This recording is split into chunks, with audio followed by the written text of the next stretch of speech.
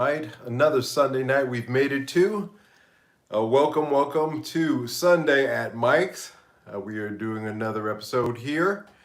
Um, Hello there, Ben. Good to see you. Good to see you're well as well. Yeah, yeah, another week. You know, I always try to start out by talking about things that I've done this week. So I will start out by talking about a new acquisition that I've made, and I didn't plan this very well. Let me see if I can detach this without any big problems. Oh yeah, there we go. That's fine. So, as you know, I like to trade pedals. I generally don't like to buy them because there's so many out there on the market right now floating around that if you have any decent pedals, you could probably make a deal on them of some sort or another. I had that Charlie Brown up for the Charlie Brown by JHS pedals that you guys probably saw here for a while. I put it up on Reverb, but as I was discussing last week, things are just sitting there. And I happened to be at a music store and I came across this, which is the Fender level set buffer. This is a buffer pedal, a dedicated buffer. Well, it's not just it's a dedicated buffer pedal, and the fact that it's a buffer pedal. As you know, there are a lot of pedals that have buffers built into them. And like for example, the TC Electronic reverb pedal, it has a built-in buffer to it. But just like everything else, there's quality to buffers. And certainly with this being a dedicated buffer pedal and a great one, I said, well, you know what? As you know, the goal of me trying to put together my ampless pedal board here really is to emulate an amp as much as possible. That's from the going into the amp. What is that all about? Going through the preamp section into the power amp, and then of course the speaker, and even in some cases the cabinets as well. So digitally, I've tried to recreate that here with my solid state pedal board. It's not a tube amp, which I'm trying to emulate, but there are some things that you can do in order to get pretty doggone close. And this pedal actually really helps that. It has a load switch here, which actually mimics the load that you would get going into a Fender amp. And as you know, my setup is kind of based around a Fender amp, emulating a Fender amp. Yeah, it just made a lot of sense to get this and to use a buffer. Now this goes in the number one position here on my pedal board, so it sits right here in the one spot. So the guitar plugs into here. One of the other cool things about this, it has a separate output for tuner, so that if you want to run a tuner off your board somewhere else like I do, it really makes a big difference. It's a great pedal. And, you know, adding a buffer pedal to my rig has made a big difference. I'm astounded. I had a little bit of a hum with my rig, and by adding this Fender level set buffer and running the TC Electronics at the end, as opposed to I was running it through my F1 through its effects. It's got effects built into it, that pedal, which makes it kind of cool. And I think that might not have been the greatest thing to do because of the fact that the TC Electronics Hall of Fame has a buffer built in. Now there's dip switches in the back. You can take the back of the cover off and you can switch it to true bypass or to a buffered pedal. So that's actually kind of great. I opened up the back and it had been, I didn't pay any attention to that until I really started looking into putting buffer pedals on my board. But yeah, I opened up the back and it had been set to buffered all along. So I think I was just really pushing frequencies at an inappropriate place where I had it at. Now that I set it at the end of my chain, which, on a pedal board, any kind of effects like reverb will go at the end of your chain anyway, and have it set to buffer. Boy, that noise is gone. With the Fender level set buffer in the front of it, this thing is just, I can't see going back to using amps again. I really can't. Putting this level set buffer at the beginning of my pedal chain really made that much of a significant difference. As you know, I don't try to sell you guys on anything, but if you don't have a buffer pedal on your board and you've been on the fence about it, like I have been for years, I've been on the fence about it. Do I really need it? Generally with buffer pedals, it's really for live situations when you're running, 10 or 20-foot cable. After 25 feet, the signal degradation is so bad that's too long. But usually a 10 to 20-foot cable you'd be running in a live situation. We've all done it. This helps in the live situation. Yo, what's up? The J says pedal gone. Yeah, I traded it for this one.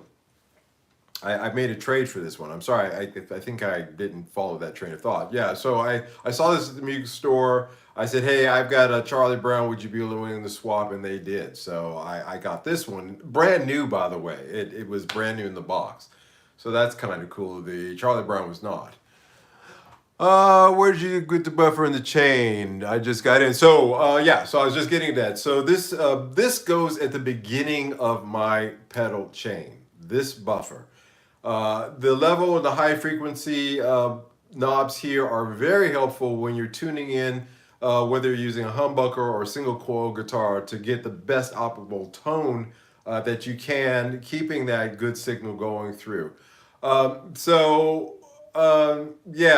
having this at the beginning of my chain and then putting another buffer at the end of the chain, using the TC Electronics, boy, my sound quality just went up through. And like I said, usually for a live situation, that's what this was for, which is why I never really paid attention to it. But, I thought about it. First of all, you're really emulating that, 106 ohm input load that you do with an amp. That's great if I'm trying to emulate an amp on my pedal board. The other thing is that you have a lot of connections between your different pedals. Every pedal has, on my board, as you can see, every pedal has a different connector to it. Of course, you want to use high quality connectors when you do that. But just like a garden hose with kinks in it, when you're running that frequency, that signal through it, you can really find yourself in a situation where those kinks are really starting to degrade your signal.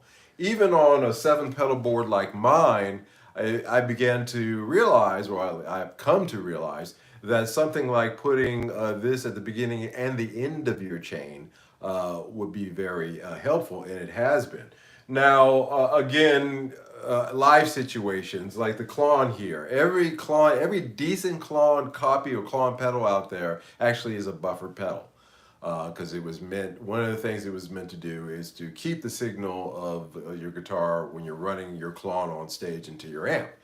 I've actually have quite a few pedals. There's two, the F1, and I'll have to look up. I meant to look that up before tonight's show to see if the lemon drop here, Lumpy's lemon drop, is a buffered or a true bypass. I'm willing to bet it's probably true bypass. There is a way of testing that. I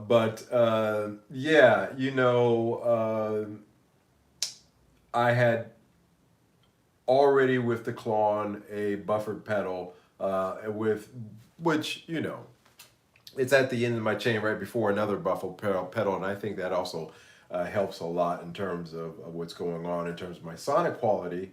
Yeah, it just makes a difference. I know I'm kind of rambling on about it, but I really want to impress upon you how awesome of a change this made.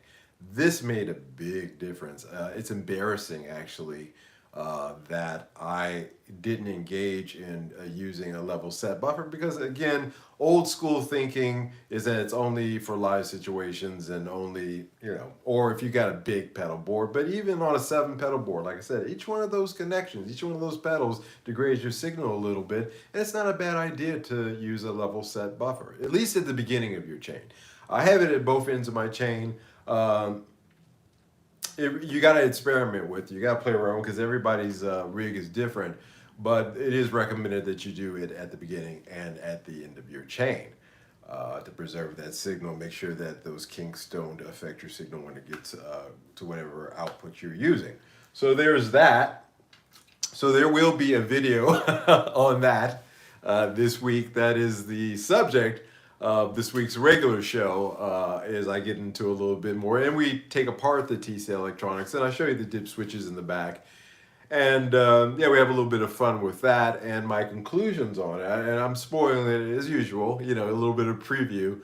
But I don't try, as I said, I never try to sell you guys on anything, but you might want to take a look at getting a buffer on your rig if you don't have one, or look and see if any of the pedals that you do have buffers built into them. A lot of them do. They're either a buffer or they're true bypass. Or in the case of the TC, there's a dip switch in the back where you can select between the two of those, which is actually very handy. Again, they generally go either at the beginning or at the end or both on your pedal board. So you can experiment with that and see if it works out for you. It worked great for me. I'm not going back. It made a huge sonic difference. What it did was I thought I had a great high end already, but it really just opened up that high end, and it gave a little bit more oomph to the bottom, especially when I'm playing the Lemon Drop pedal, which is a Vox Series 7 amp emulation. It's a fuzzy, buzzy kind of sound. Think of Paperback Writer. Think about some Led Zeppelin 2 tunes. They use that amp. Hey, welcome. Good to see everything is all good on the East Coast. And I thought it had a great oomph. It certainly has a great oomph to it when I play it through my Laney. But now with this level set buffer, it really gave me that oomph as well. So it made my rig, just that much more better. I was able to swap a pedal I did get rid of the Charlie Brown, as I said. But that pedal was doomed anyway. As you guys can see now that I'm quite serious. If it doesn't make sense, if I'm not really using it in the studio, or if it's something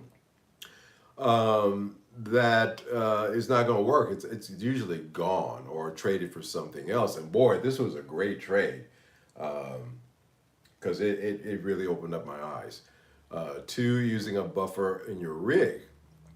And there's a lot of low impedance, like the Echoplex is a very low impedance thing. So when I go into that and then out of the Echoplex into my board, I was noticing that I had to turn everything up. But of course, when you turn things up, you start getting a lot of noise, and then I had to compensate for that by using noise reduction software when I was running into my DAW to record things. With a level set buffer, it'll bring that low impedance, whatever it is. A lot of those old pedals, a lot of the vintage pedals are really low impedance pedals. I don't know about their personal impedance. No, sorry. That's just a tongue twister there. So they do need a bit of a modern boost in order to make them work in a modern situation. And again, that's where something like this level buffer will come in. Hey dudes, what kind of guitar does everyone have from this show? I'm rocking a PRS. PRS is great. We don't cover, again, I just did a discussion last week about why I don't cover Strats, and PRS is actually kind of follow Although they do have some Les Paul shaped guitars, but they do kind of, in my mind, fall in that. But they're awesome guitars. I got a chance to play one of the John Mayer Silver Skies in Tokyo once. They had one, and it was my first time actually playing a PR. So I guess I got kind of lucky, and I thought it was awesome, but it just wasn't for me. Um, okay, so there's that. So the level set buffer. If you guys don't have one, um, think about it. It really was. It's eye opening to me. Again, like I said, I'm a little bit embarrassed that I didn't experiment and get into it a little bit earlier because it has made a huge difference in my tone, which is a good thing. And again, that gets you back. You don't sometimes. Again, I always preach about, am I good? Do I need it? Looking at your situation and looking at what you're trying to achieve, yeah, sometimes you're going to come across a situation where you're going to have to reach out and buy something. I did a lot of research, like I said, and I've been thinking about the circuitry and the thoughts of an amp, a tube amp, and trying to recreate that in a modern solid state pedal board. And this was a component that was missing, and now I know.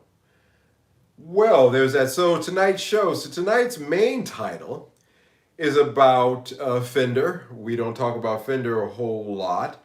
And what did I title it? Fender thinks 90% of you. Oh, I'm sorry, I didn't catch that. Didn't catch that last one. Fender thinks 90% of you suck at guitar. And what is that all about? Well, as you guys know, Fender famously came out with a survey where they showed a increase of female guitar players going up to being almost equal to males, or if not equal to males. And I've mentioned his channel before. KDH hit upon this a few weeks ago. That actual, he dug into it, and that actual survey was just among 500 participants. And those participants were actually divided equally between men and women, boys and girls. So of course, when they surveyed, they found out that happened. Oh, what a coincidence. That's a true story. And that digs into Fender and how you cannot believe anything that comes from their marketing department at all. Now, their most recent, in the last few days, study came out and said that 90% of people, of that 400% increase that they bragged about, that they talked about, and by the way, because it was a private marketing company that Fender hired to put together that survey, and then they released it to music magazines. Every other music magazine latched onto it and became gospel fact. And so that's how that works. That's how that kind of PR works. It has, if you dig into it, you pull it apart, there's no validity to it, but it gets spread around. And it gets taken as gospel. So again, like I said, you can't believe anything that comes out of their PR department. Their latest one stating that 90% of people who beginning guitar players give up.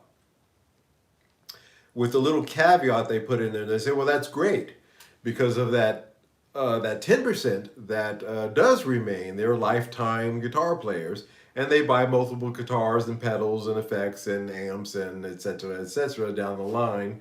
And that's where our bread and butter is at. So we have to make, essentially they were saying, in order for us and other manufacturers to survive, we have to make sure that, we keep that 10% going, which is normal. Most businesses have a core 10%, consumer base that supports them. And then everything else is, the walkthroughs. And that's true of almost everything. So, their statement, if you flip it on its head, of saying, put the 10% aside. Great for you, Fender. Fantastic. You've come out, with this report for whatever reason. I'm sure there's a reason behind it. That there's something that they're trying to sell. There's something that at some point that they're trying to make. Whatever. Don't believe it. But that 90% of failures, the people who give up in the beginning, that's interesting to me. I don't believe their numbers at all, but I recently actually did a study myself for a business plan actually that I've been writing. And I came up with a similar failure rate of about 90%. So there is a validity to that I can back up from a separate source other than Fender. But, or sources.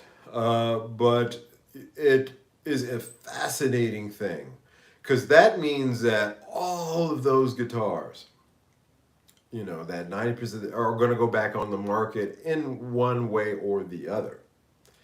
And also, wouldn't it be more advantageous to Fender, Fender's brainwashing schemes?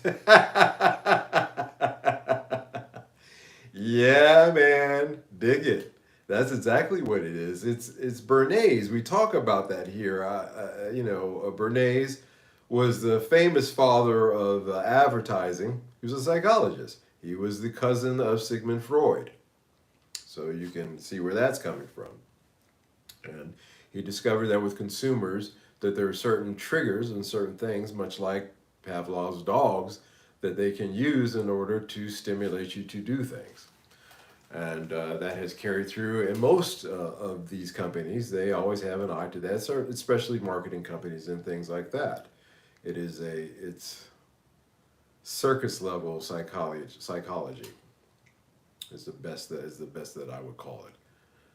But then they come out with these studies and they do these things in order to try to get you to do whatever it is or for whatever reasons. Sometimes it's on their back end. Sometimes they're up for a loan. Sometimes they're up for something, and they got to goose the markets a little bit. And the easiest and cheapest way to do that is doing things like this, creating these bogus surveys. But the 90% one, getting back to that, don't you think it would be advantageous for Fender to think about what can we do to retain that figure, cut that figure? Let's shoot for 80%. Let's shoot for 70%.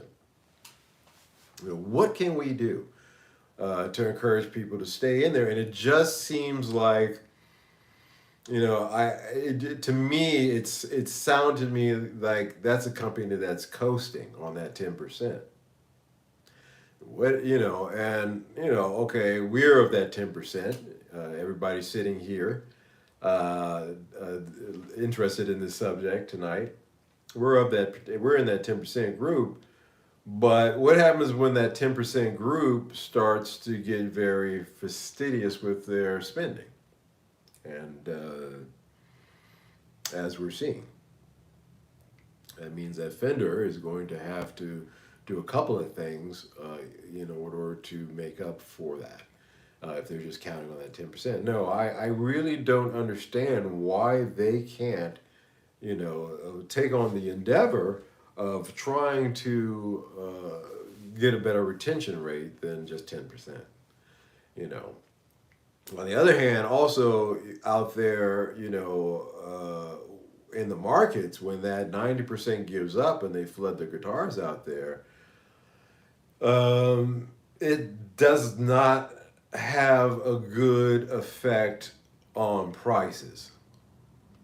And that might be another reason, well, I'm sure it is, why we're seeing what we're seeing on the retail level, Reverb, eBay, even your mom and pop stores with some of these prices.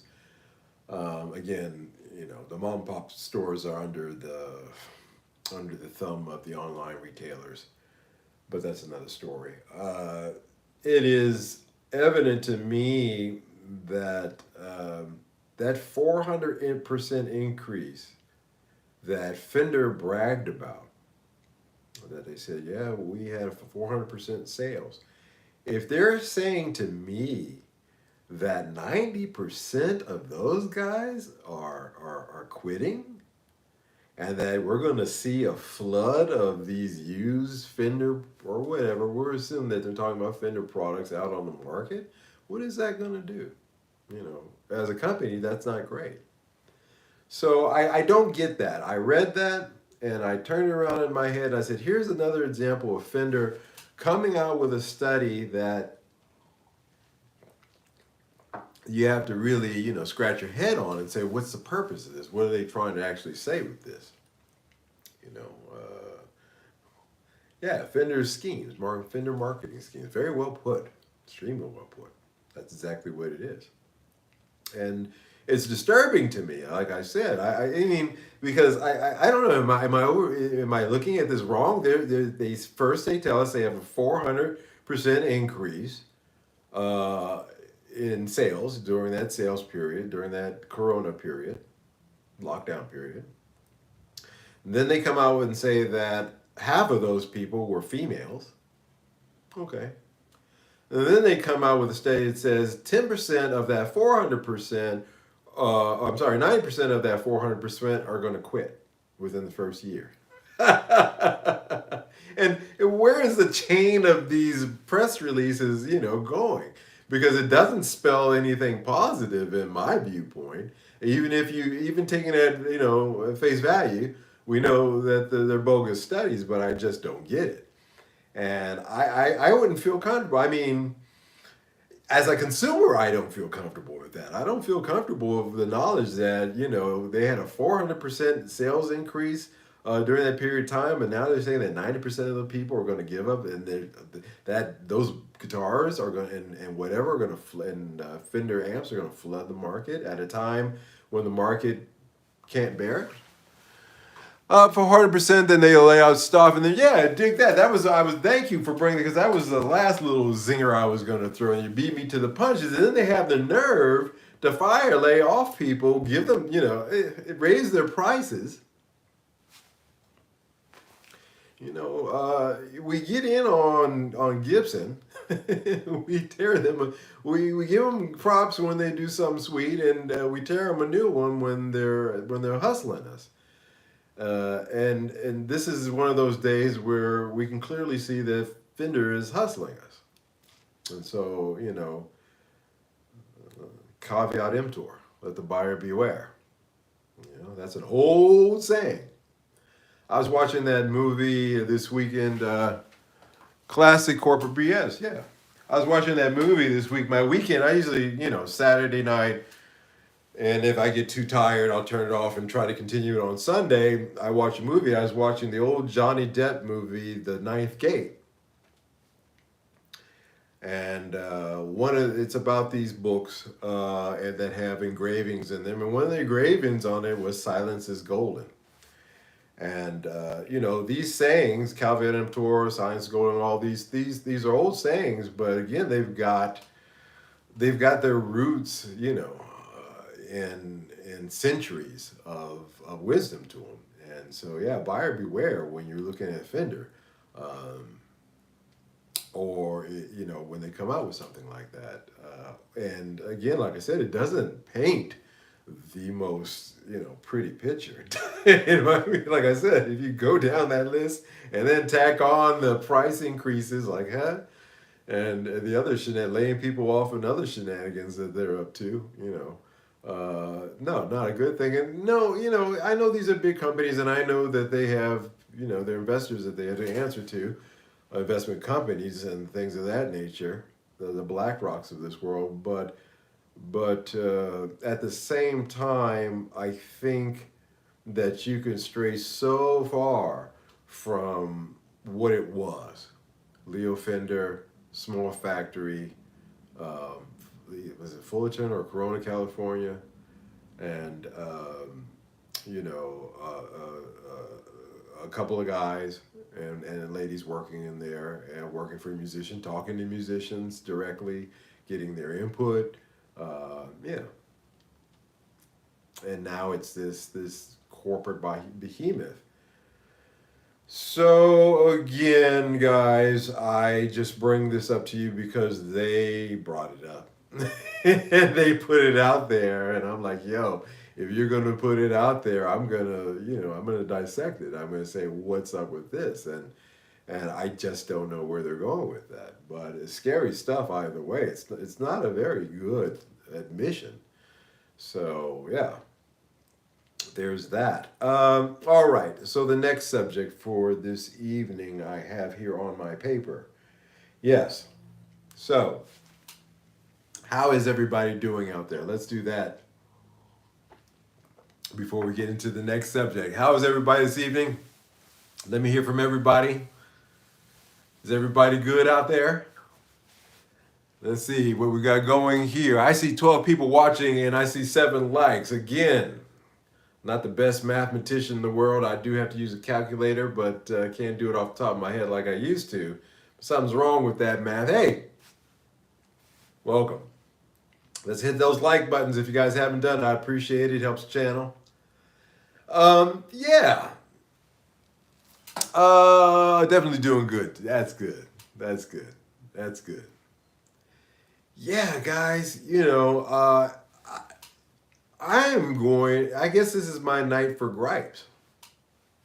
Oh, excellent. Excellent. Everybody's checking in. Fantastic. I'm glad to see everybody checking in like that. It is good to see all of you. It really is a good thing to sit here hanging in there, hanging out down the street. The same old thing we did last week. Yeah, I'm glad to see everybody here. Yeah, it's going to be my gripe night tonight because, I just picked my bone with Fender. And I'm going to pick a bone. I'm going to move on to a familiar victim here on this channel that we talk about. Not victim. I love them. As you know, I own a lot of them. But there's some rumblings out there amongst the dedicated Epiphone owners. There's starting to be some low level rumbling out there. As you know, I read the tea leaves a bit. I stay on most of the forums that deal with, including the Epiphone forum itself, of people having discussions about Epiphones. And one of the big discussions here, let me see if I can get this. Oh, is about this guitar right here, the Joe Bonamassa 335. So yeah, a lot of discussions about this particular guitar. It's opened up actually a whole can of worms regarding guitars because Epiphone guitars because of this reason. This guitar, usually with the Joe Bonamassa Signature Series guitars, they sell out pretty quickly. They have a reputation of just going like that. And it's not just for Joe Bonamassa fans. To be frank with you, I'm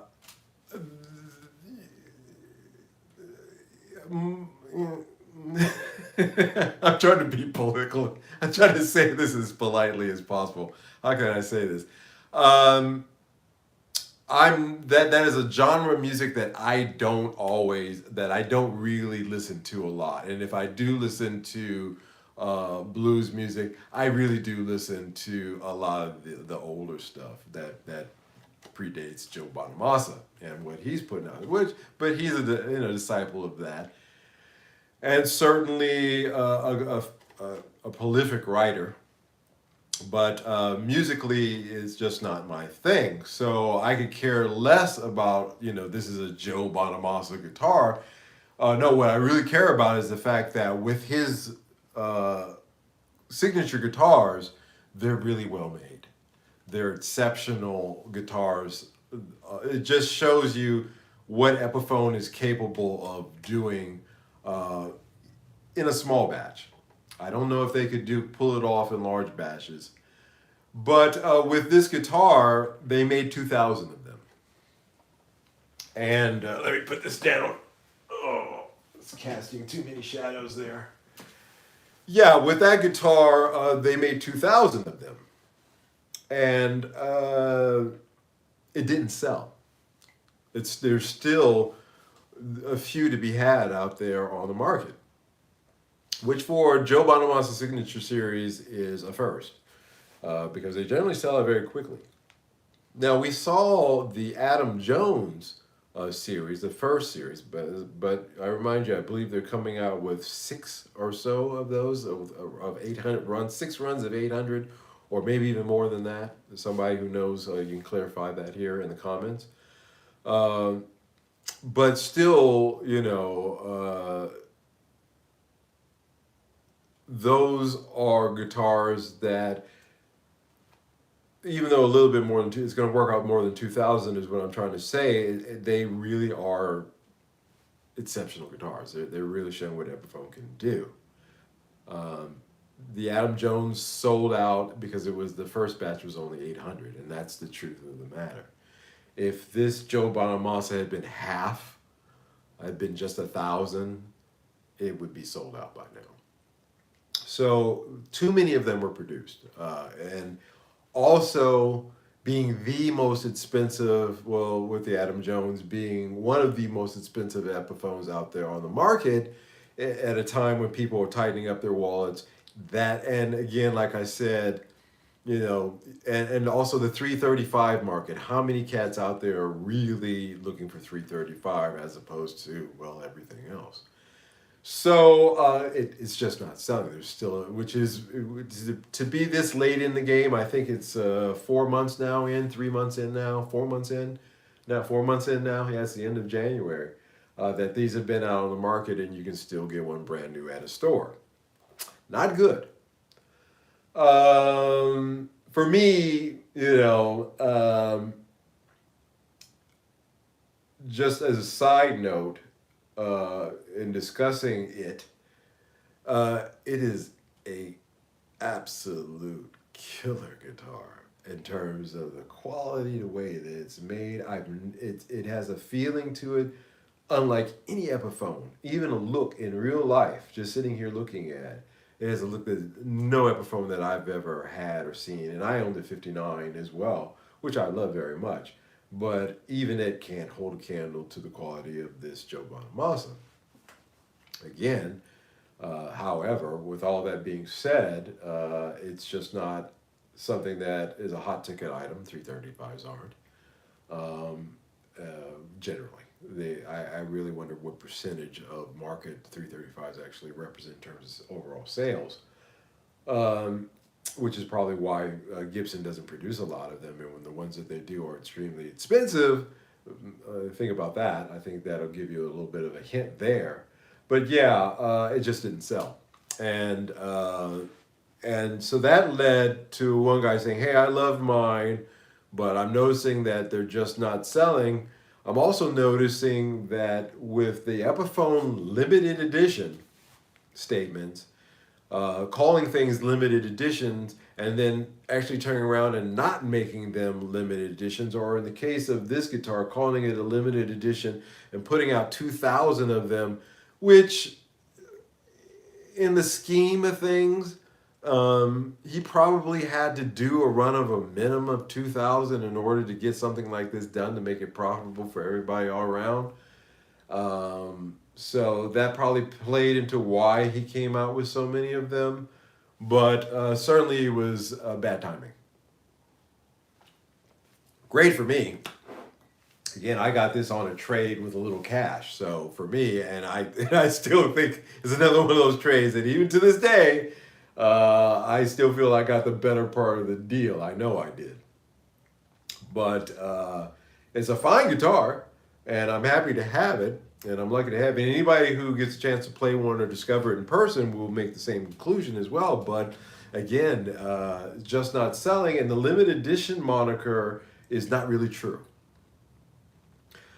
The '59 Les Paul, when it was introduced, was supposed to be a limited edition. That's why on the back of it, there's a little badge.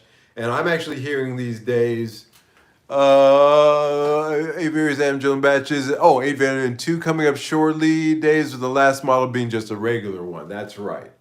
Thank you. I appreciate that. Actually, I'll be frank with you. That last batch, probably along with just about everybody else, is the one that I'm most interested in. The one that doesn't have any artwork on the back. Although I did like the Veil of Bees. The Berserker one that they just came out with. I've seen that painting since I was a kid. That used to be the cover of Conan the Barbarian paperback novel my mom had back in the 70s. So I've seen that artwork all my life. So the Veil of Bees I found interesting, but instead of a plain, just nothing on the back, that's the ticket. That's the one that I'm interested in myself. Actually, I really am. Um, I'm actually, if and when that day comes out and I hear about it coming out, I'm actually going to have discussion with my Epiphone dealer, Barry Witt, and say, hey, can you try to get me one of these? Because it is, you know, it's a custom, and it's just that much more of a step above the 59. That I would be willing to trade in the 59 against something like that. So that's how much I think of the quality of these artist signature Epiphones. When they keep them in long and short little bursts, when they don't put out a lot of them, like 800 at a time, which is proving to be a great idea. It's going over because they're selling out. Every batch that comes out, it sells out. We'll see how that plays out in the long run. We shall see. But of course, there's collectors out there who will buy, and there's flippers. They're going to buy multiple. They're going to buy each one. There are just some guys out there who are just going to have every one of them. So there's that. So it was great marketing. It was a great idea. The 59, getting back to the 59, it has a little badge on the back, although I'm hearing these days that some of them are now shipping without. I haven't seen that yet, but I did read one thing where some guy was saying that he got one that didn't have the limited edition badge on the back. So I'm yet to see a picture of that guitar to see if it was actually a real 59 or not. But regardless, it ended up not being the limited edition that everybody thought it was, including me, thought it was going to be. In 2011, when they first came out with this 59 concept, an Epiphone with Gibson pickups and a few other fancy things to it, they did limit that to 1959 models, and they stuck to that. So everybody assumed, although they said it's limited, but they never gave a number on it like they did the last time, and I think they learned from that. I think that did so well, and actually those are very hard to find. Those don't come up very often, so that would tell you something about those. But again, that has to do with the limited availability of these 59 limited editions now, because they came out with so many of them. The limited moniker on it is worthless. It's meaningless. It means nothing. Kind of pisses me off because they have come out. First, they had 2 colors, and then they came out with multiple colors.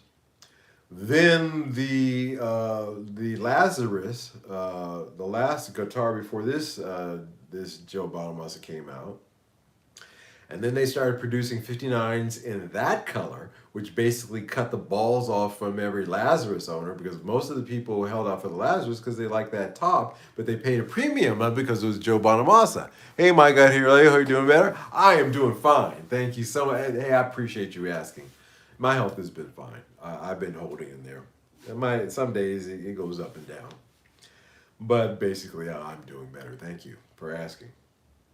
Yeah, I'm pissed. Because, and then, that pissed off the Lazarus owners, like I said, because they came out with the same color. The same color. The only difference between that 59 and that Lazarus is a one-piece neck. That's it. Color's the same. Everything is the same. So it actually diluted, Joe Bonamassa's Lazarus line, in my opinion. So, because essentially same case, same pickups, same electronics, just the difference is one-piece neck.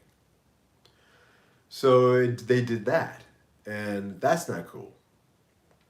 And if you did any cursory view of again, the usual suspects, Reverb or eBay or any other online places that we peruse, you would see that there are a lot of them available, new and used.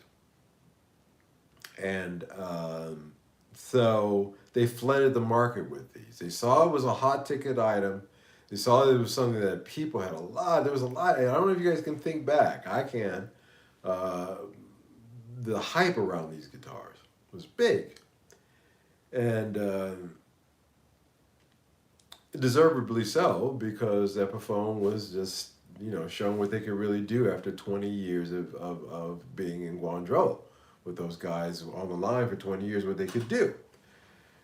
And we were all excited about that, and it turned out to be an awesome guitar. I'm not taking anything away from it. It is an awesome guitar. It is an excellent guitar, but from a collector standpoint or from a resale standpoint, they have damaged that particular model. And in passing, their last Joe Bonamassa Lazarus models. Everybody, you're completely right about the limited edition thing. I'm kind of pissed now thinking about it. I'm going to ditch mine. It's collecting dust anyway. Yeah, Ben. I love mine. What did I? Oh! Hey. We are having a... Welcome. Thank you for showing up, sir. We're talking about how pissed off we are at Epiphone for coming out with these so-called limited edition guitars and then turning around and not making them so limited edition. And again, the 59 Epiphone, again, excellent guitar, I really like mine. I've had it for 3 years now. Put a bone nut in. I actually took the burst buckers out and put in a pair of Epiphone pickups that actually I like better, so that tells you something there. But put a little bit of work into it, and I love it as a Les Paul. I don't feel the need to run out and spend $2,700, $2,800 for a Gibson USA model that quite frankly doesn't have some of the build features that this one has. However, again, they came out with this model giving consumers the impression that this was going to be a limited edition, and it's more marketing BS. It's more, hype crap. It's more, it's more the stuff that as an owner, it makes me angry, and it kind of devalues that guitar. I got into it, with, hey, this is a limited one. They're only going to have so many of them. I remember cats were coming out with videos of these 2 guys. I swear they looked like they were on acid or something. I think they later out they said that, oh, it was 2 a.m. and we were tired, but they were like, oh, we got one, But they look like zombies. But they were holding it up and they're like, we got one, because everybody thought that this was going to be a run of 2,000 units, similar like they did back in 2011, and it turned out to be not so. They have come out with a plethora of these. These things will be out on the market for years to come. You could probably, if you didn't get one before, it's the completely came limited edition and doesn't follow up with the exact number. It's lie. Yes, thank you. Yeah, and they didn't. See, I think they learned that 2011 run they did when they said we're only going to come out with 1959 units. I think they looked back at that and said, no, we're not going to shoot ourselves in the foot like that, because if this thing is a hot ticket item, let's milk this cow. So we will put a limited edition badge on the back of it, but we will not. And I've looked, I've researched. There is no news releases. There's no press releases. There's nothing that indicates that there was a finite number that they set on this production. This production run on these literally could go on for 5, 6, 7, forever. At this point. So yeah, it was a lie. It was It was a lie. And in a way, it makes me look at that guitar. They're still making them, are they? Yeah, yeah, Ben, they're still making them. They're still making them. They are making them, yeah. Fender is always up and down, and I think G&L is a better guitar player. Yeah, I've owned both. As you guys know, documented here. Yeah, when I was playing live in Tokyo, I played the Fender and I played a G&L for some of those shows, depending upon which one I could get my hands on at the time. And they both work for me. G&Ls are great guitars. But yeah, guys, dig that, man. Dig that. And it makes me look, kind of sideways at that guitar now. When it's sitting, I got my guitar set up in my living room and with my amp, and you guys seen my setup. When I want to play, I go over there, pick it up, and start doing my thing. Or if I'm writing or something like that, I go over and grab it and sit on the couch and start writing. But it makes me look at it different, a little funky now. I kind of give it a little bit of the gas eye because of that, because it's not the limited edition that I thought it was going to be. Which Harley Benton do you recommend to get if it was not getting a Fender or Gibson? I can only recommend the one that I own. I actually own a Harley Benton. Exactly, fool me once, yeah, fool me once. The Harley Benton's, I can recommend the Double Cut Custom. The Double Cut Custom. It is an all mahogany. It's Asian mahogany, but we've talked about that before about species of wood. But it's Asian mahogany body, all mahogany neck. You might want to replace the tuners. I did. I put a set of Gibson tuners on mine. You might want to change the pickups. I actually had a custom set wound Ford Alnico 3s that are kind of similar to the Super 70s, the Maxon pickups from Japan.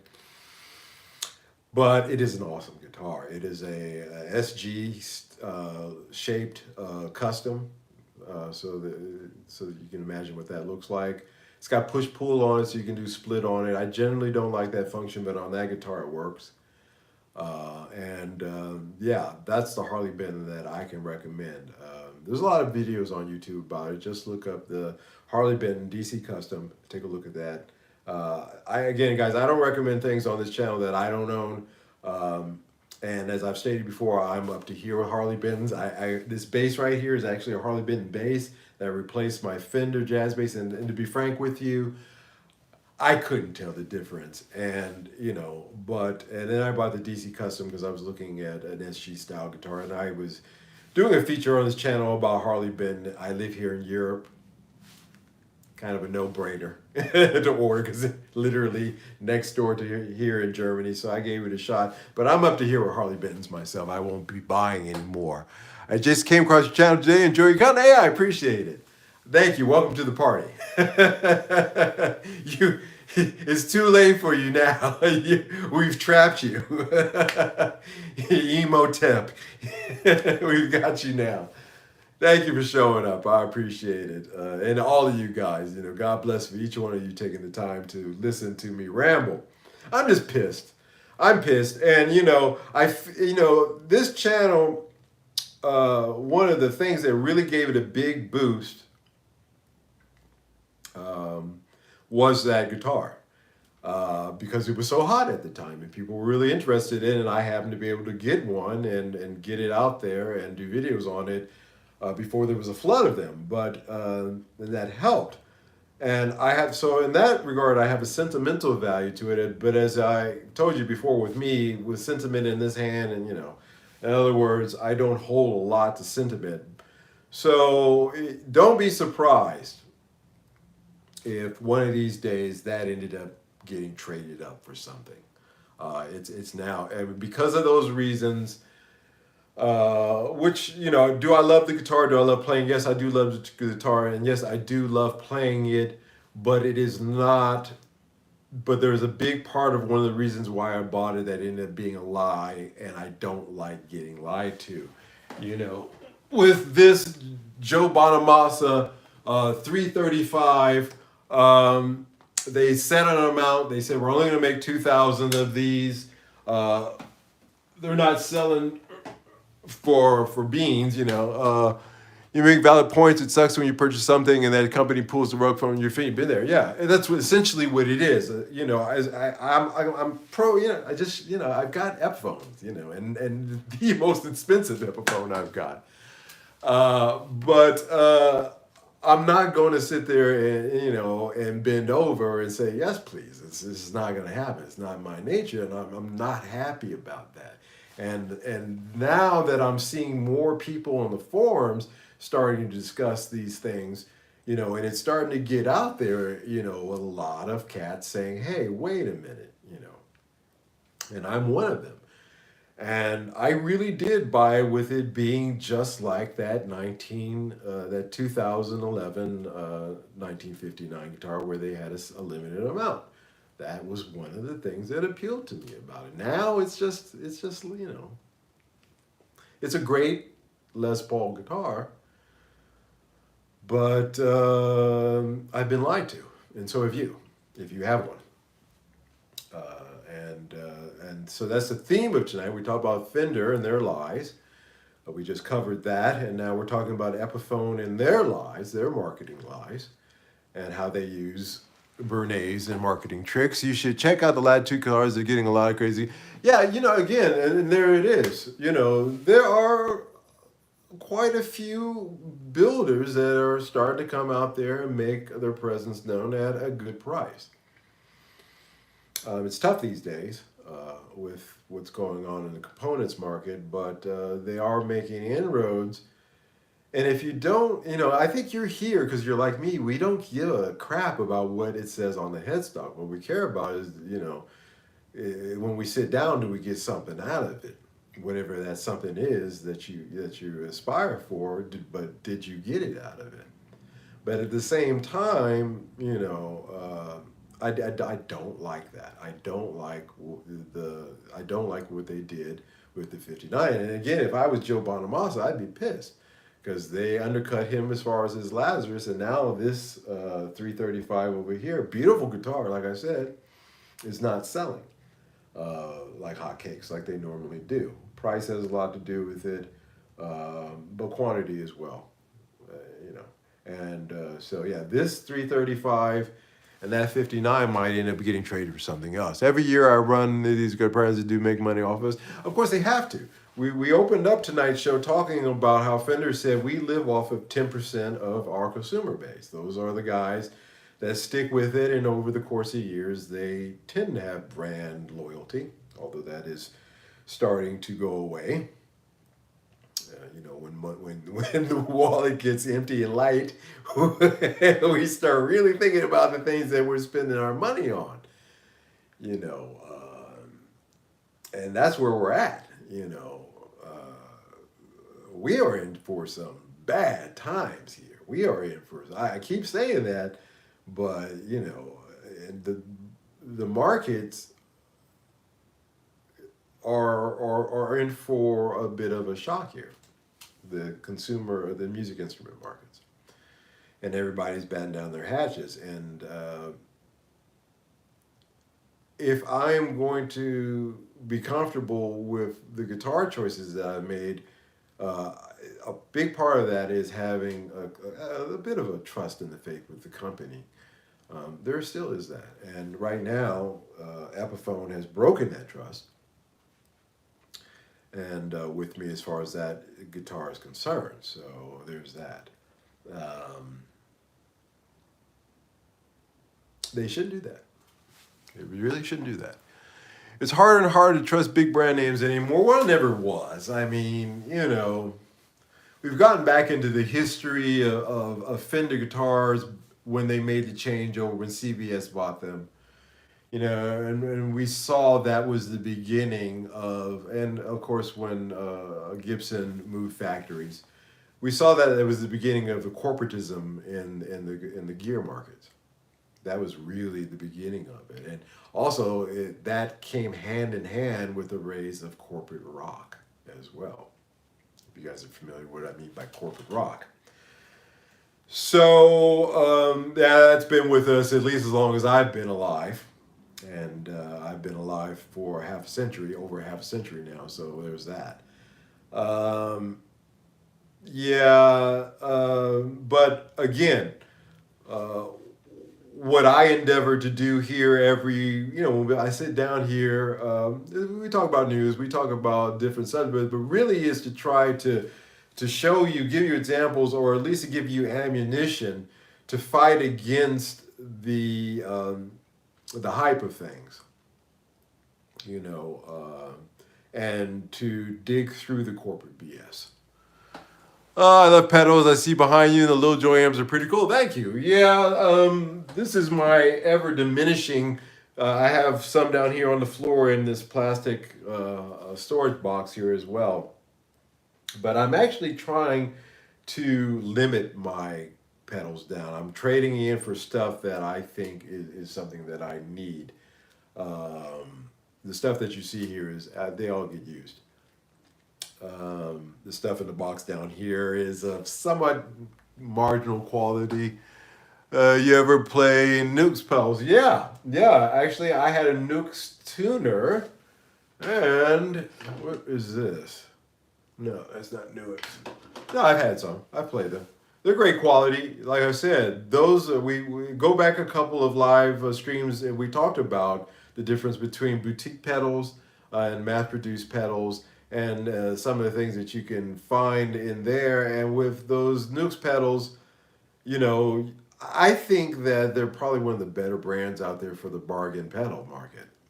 You know, uh, I've gotten kind of funny, you know, especially again, I do have professional things that I record for, and I would use a Nukes pedal, so that'll tell you something. It's good enough for that. But I have myself moved on to more boutique type things, one man kind of builder type things. As a matter of fact, my pedal rig here. Let's see, that's a boutique pedal. That's a boutique pedal. That one right there is, yeah. A lot of my pedals are one man operation pedals. I just some about those. The sound quality is quite exceptional. You really can tell the sonic difference there. Not always, not always. Some mass-produced pedals got a mojo to them as well, but that's just been my recent discoveries over the last decade or so. So I've gravitated towards them more. Then that means that they're slightly more expensive as well because of the overhead of a one-man operation as opposed to something in Indonesia or China like New. It's a little bit more significant. So they're going to be a little bit more costly, but they are worth it. So yeah, I know those pedals. So yeah, okay. So those were my topics. Where are we at here? We are at okay. Wait a minute. Am I reading that correctly? Oh, right. Yeah, that's my gripes for this evening. Is I really John Robson, YouTube channel for you. I have been using Nick's Horseman knockoff clones, and he praises. Yeah, yeah, yeah. Oh yeah, John. Yeah, John's a good cat. John's a real. I like John. I like watching his shows. You know, some of those guys here on YouTube that you would just want to have a beer with. You just go, you know, you just want to sit down, and Brad is here. I appreciate you, Brad, here showing up. Certainly somebody I owe a beer to. So there's that. But a lot of great guys out there. But yeah, he praises those pedals, and rightfully so. Like I said, Nukes makes great IR pedals. Yeah, they make quite a few things. So there are some of the mass-produced guys out there that you'll find on just about anybody's pedal board, and that'll tell you. Look at look at those YouTube videos where they're doing pedal board. He's lazy. Yeah, he's laid back. Yeah, laid back guy. I like laid back cats. Look at the YouTube channels when they're showing your favorite artists or other art or any artist pedal boards. The rig rundowns that Premier Guitar does is a great source for you looking at what guy, and you would be surprised at what a lot of pros have on their boards. It's not all high-end stuff. Some pedals are so easy to build yourself, everyone should give it a try. Yeah, I agree with that, Brad. One of the things that I've always been extremely jealous of is your circuitry knowledge, that skill. That is an impressive skill. And yeah, there are a lot of kits out there, and I'm going to do that. You actually, have been one of the inspirations for me to want to do that. So I'm glad you said that. Yeah, a lot of kits out there. There's if you want a clone pedal, there that's a great place to start, and that's probably where I'm going to start as building my own clone pedal, um, and just getting into that. So yeah, that's an even cheaper, even better way. And again, if you put your heart and soul into something, then you're imprinting a part of yourself into that. And if it's something you're using on your board, we all don't have to be Eddie Van Halen, a man who built his own guitars. But it does help to try to get into your equipment, man, to tear it, or at least take it apart. Keep very detailed notes as to where every piece goes. But to take a piece of equipment apart, try to understand it and put it back together again, you'll have a appreciation. My Laney amp is like that. That's the first real thing where I had the time and the ability to sit down, take something apart, put it back together again, and make it better, and to do small improvements or things that personalize it towards me. So yeah, there's a lot to that. So pedals are one of those things that, God, you thought guitars were a rabbit hole. My God, pedals, whew, buddy, man. I'm amazed on how many I have collected over time. And then you see other cats, they just got walls of them. It's worse than guitars. Take pictures, or you're gonna take it apart for sure. Yeah, oh yeah. Yeah, I'm not even that smart, Ben. I'm old fashioned, old school. I get a piece of paper and a marker, and I make my notes, and I even with the screws, because with screws, as you guys know, you want to put the same screw back in the same hole you took it out of. That's very important. So just doing stuff like that, and then looking at the wiring schematics, if you can dig that up which usually the schematics for most things are available online. If you can find that and then run through that, it's cool. So yeah, there's that. It's a good point. Yeah, that's a good point. Try to do it yourself, but pedals are a rabbit hole, guys. Be careful, and be very careful what you invest in. Hey, Mike. Hey, I've been out gigging. Oh, Mickey, how was the gig? Building a Molly can just be rewarding as playing itself. Yeah, it can. And again, by the way, how was the gig? I hope it worked out well for you. Yeah, it can be, because again, when you imprint yourself, it gets back into Van Halen. I use him as my example. Oh, good. I use him as my example always, because he was a part of his guitar.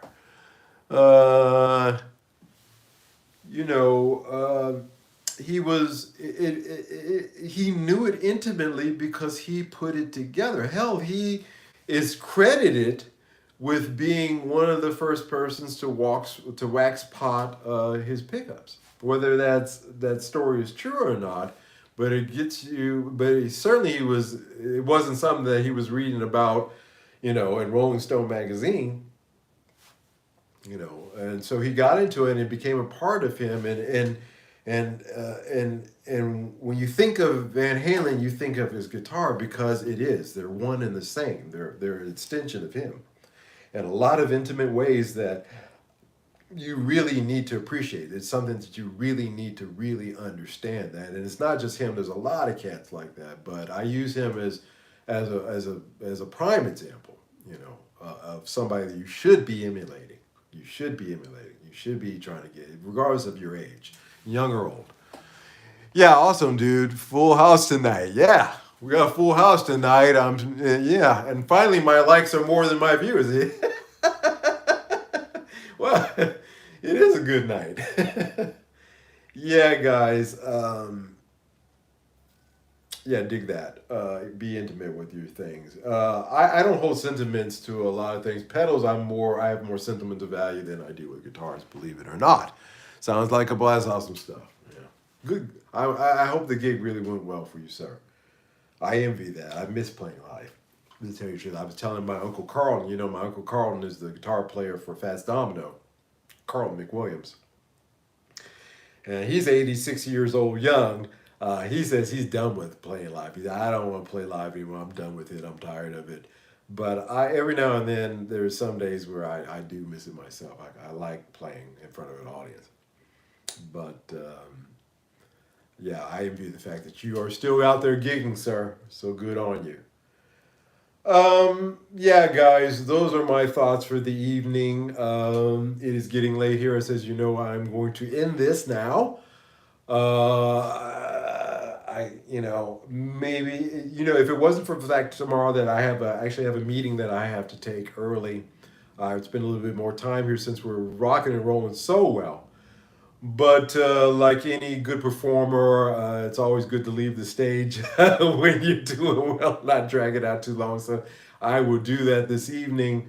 This week's regular show, like I said, we're going to talk about buffer pedals. So I'm going to show you again how I believe that putting a buffer pedal, even on a small pedal board like a rig like I have here, putting a buffer pedal at the beginning and at the end of your chain is not going to be something that's going to hurt you. As a matter of fact, it may surprise you. It surprised me. It surprised the hell out of me. Take care, Mike. Thanks for a great show. Yeah. Thanks, guys, for showing up. So that will be that'll come out either tomorrow or on Tuesday. I'm going to start doing more shorts, producing more shorts because YouTube is starting to finally pay us money for shorts. For years, yeah, I don't know if you guys are aware of this. For months and months, YouTube was telling content creators, Mike, have a good night, tell you that YouTube, was telling content creators, real quick, guys, to do these shorts. And we want you to do shorts. And they were really doing things, to encourage you to do so. But the thing was, they weren't paying you for them. Now, finally, starting from the 1st of February, they're going to start paying for shorts. And, again, like I said, we're talking about pennies, but it's still the principle of the matter. And I did put out a few that did really well, but I'm going to start to increase. So I'll do 1 or 2 a week, plus a regular show, plus our live stream here. So you'll start seeing more content in that regard when I can, health permitting. But yeah, you have that to look forward to this week.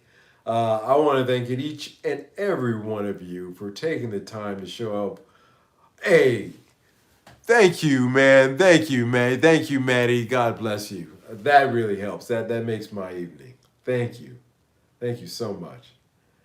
Yeah, guys.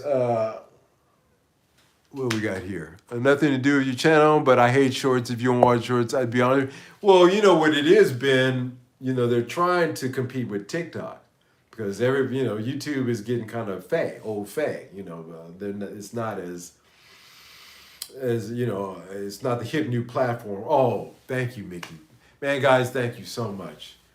It really means a lot to me. That God bless you. And so they're trying to compete with TikTok. So that's why they're which is not, but it's again, it's not what we signed up for. And a tea on me, definitely. I'm gonna have a coffee. Tip the good man. Thank you, guys. I appreciate it. Yeah, certainly. Seriously, they were trying to make that kind of commitment with competing with TikTok, and it's failing miserably because TikTok is TikTok and YouTube is YouTube. And so it's but I'll do it anyway.